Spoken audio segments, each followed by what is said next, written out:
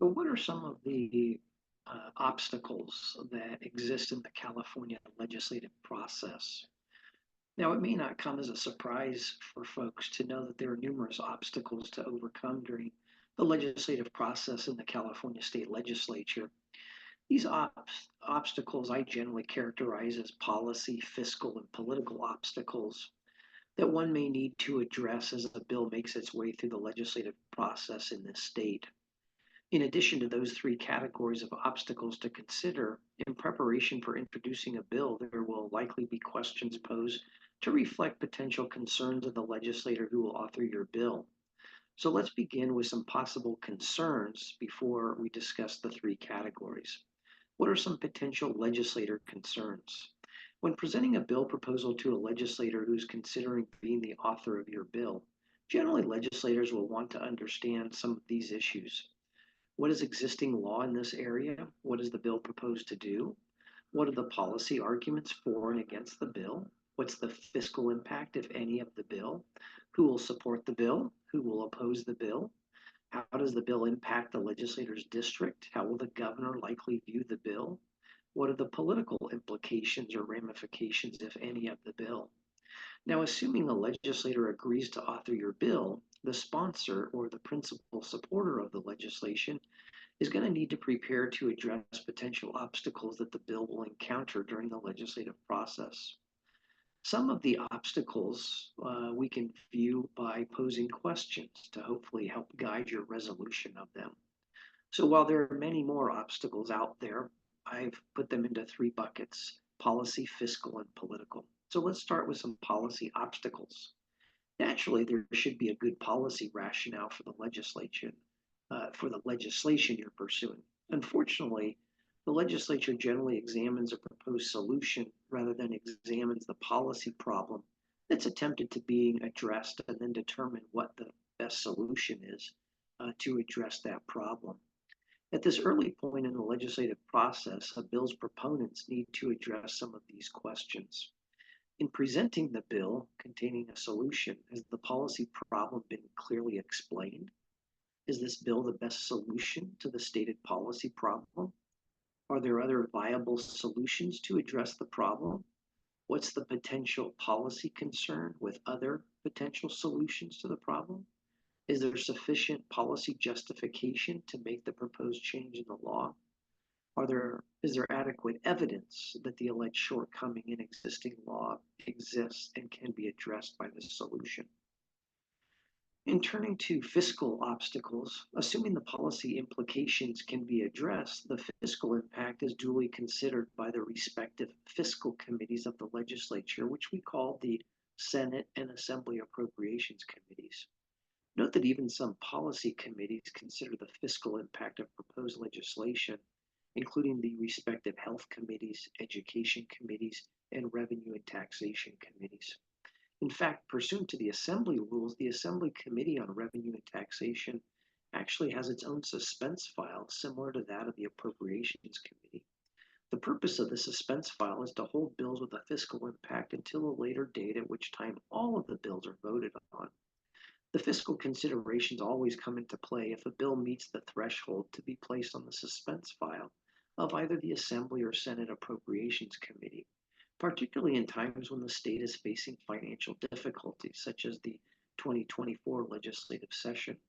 And of course, the view of the governor on the fiscal impact of legislation is obviously crucial.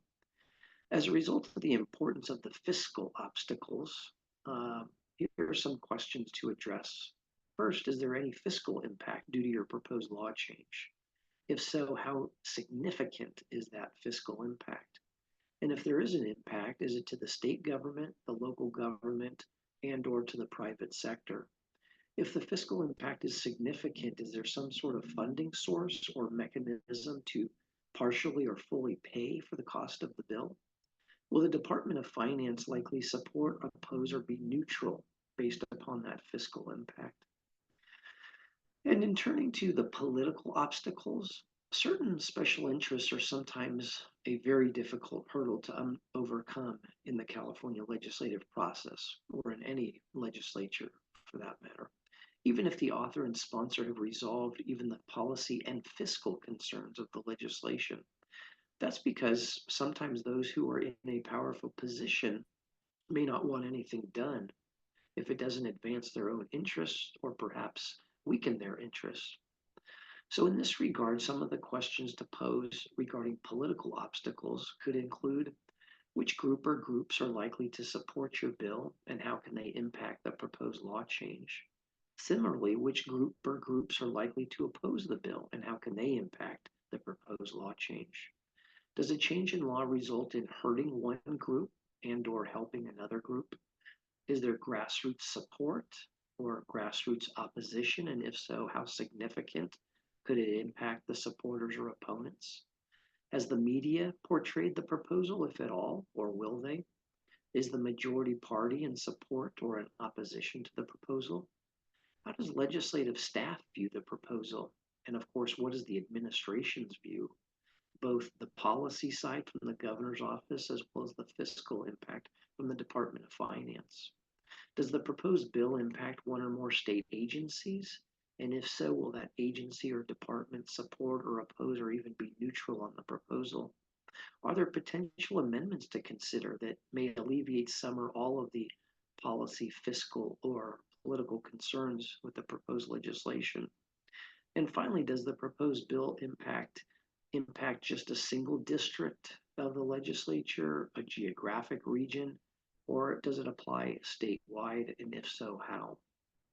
Now, there are other obstacles aside from these three major categories. There could be other obstacles to consider when preparing a bill to make its way through the California legislative process.